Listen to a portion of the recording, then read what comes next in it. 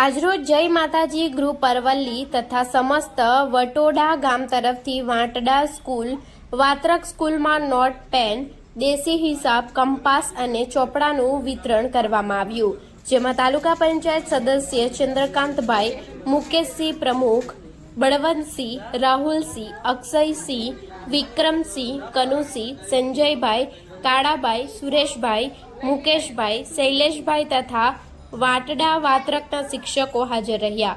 Bureau chief Rakesh Jhala, Gujarat crime news, Bayad.